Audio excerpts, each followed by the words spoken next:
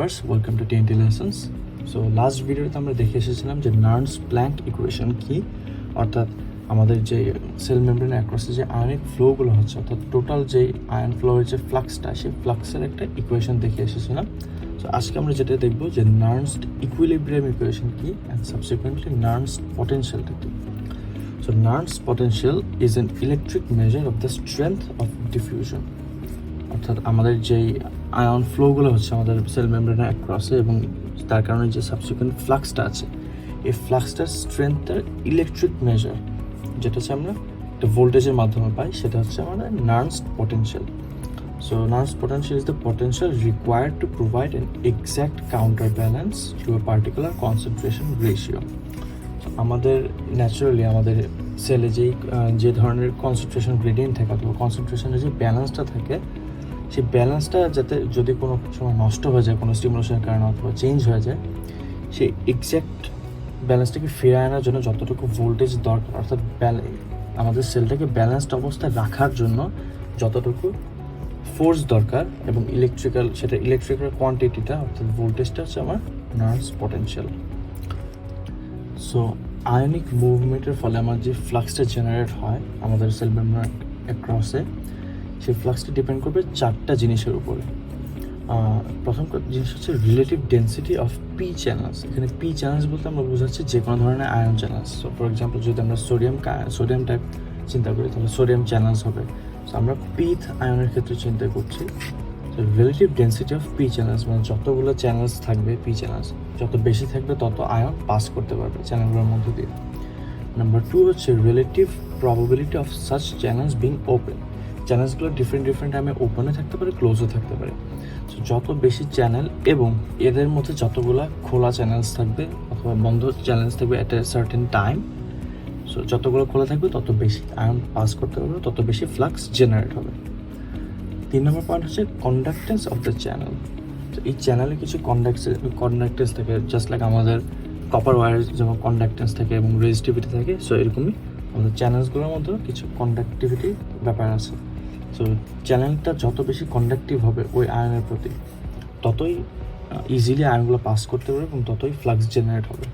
এবং last one, net driving force, আমার diffusion ফোর্সটা, অর্থাৎ সেই আয়নটাকে যে পুশ করছে, এই পুশিং ফোর্সটা এই পি টাইপ আয়নের জন্য এই ডিফিউশন ফোর্স এবং হচ্ছে আমাদের আয়নিক ফ্লাক্স, ডিফিউশন ফ্লাক্স এবং আয়নিক ফ্লাক্স যত বেশি হবে ততই হচ্ছে আমার টোটাল ফ্লাক্স বেশি হবে। সো আমাদের যে সেল মেমব্রেন, এই সেল মেমব্রেন হচ্ছে সিলেক্টিভ পারমিয়েবিলিটি শো করে, অর্থাৎ কিছু আয়নকে সে পাস হতে দেয়, কিছু আয়নকে পাস হতে দেয় না। এটা হচ্ছে চ্যানেলের প্রপার্টিস। সো এই চ্যানেলগুলো যেমন সোডিয়াম চ্যানেলসগুলো কখনো পটাশিয়াম আয়নকে পাস হতে দেবে না, শুধুমাত্র সোডিয়াম আয়নসগুলোকে পাস হতে দেবে। সো এটা হচ্ছে আমার সিলেক্টিভ পারমিয়েবিলিটি এবং এটাই জেনারেট করে হচ্ছে ইফেক্টিভ কন্ডাক্টেন্স, যেটার ইউনিট হচ্ছে পার ইউনিট এরিয়া। এটা হচ্ছে আমাদের চ্যানেলগুলোর ইফেক্টিভ কন্ডাক্টেন্স। সো এখান থেকে কন্ডাক্টেন্স অফ দ্য চ্যানেল ব্যাপারটা এসেছে।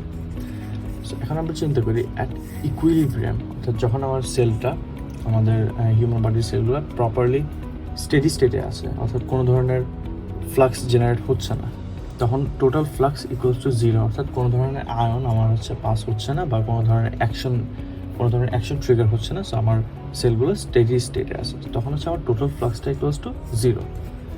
আমরা নার্নস্ট প্ল্যাঙ্ক ইকুয়েশন থেকে দেখে এসেছিলাম যে electric density equals to capital JP equals to minus DP F ZP inside bracket nabla cp plus zp cp f nabla phi by rt। এটাকে যদি গ্রেডিয়েন্ট অফ কনসেন্ট্রেশনের অ্যাসপেক্টে লিখি তাহলে ইকুয়েশনটা দাঁড়ায় এটা। এখন আমরা হিসাবের সুবিধার্থে 3 ডিমেনশনে চিন্তা না করে আমরা গ্রেডিয়েন্ট চিন্তা না করে যে কোনো একটা ডিরেকশন চিন্তা করব, সো যাতে আমাদের জন্য হিসাবটা সোজা হয়ে যায়।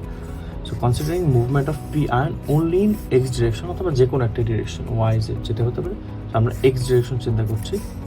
এক্স ডিরেকশন চিন্তা করলে গ্রেডিয়েন্টটা আমার চলে যায়, আমার এখন আসবে ডিডিএক্স অফ সিপি, অর্থাৎ একটা ডিরেকশনে এই কনসেন্ট্রেশনের মুভমেন্টটা। সো হচ্ছে এটাকে ডিফারেন্সিয়েশন করার পরে আমার হচ্ছে আলটিমেটলি এই ইকুয়েশনটা আসলো ডিসিপি বাই সিপি, অ্যাডজাস্ট করার পরে DCP by CP minus ZPF by RT times ডি5। এখন আমরা এক্সট্রা সেলুলার থেকে ইন্ট্রাসেলুলার এনভায়রনমেন্টে এই ইকুয়েশনটাকে ইন্টিগ্রেট করব। So integrating the concentration gradient across cell membrane from extracellular to intracellular space.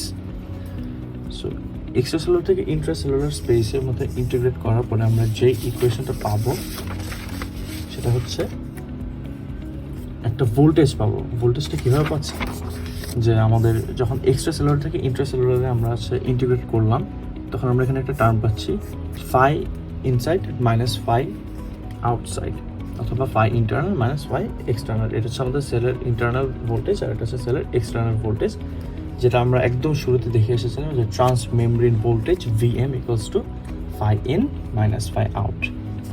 So এই কারণে হচ্ছে আমরা এক্সট্রা সেলুলার থেকে ইন্ট্রাসেলুলারে ইন্টিগ্রেট করি যাতে আমরা এই ডিফারেন্সটা পাই।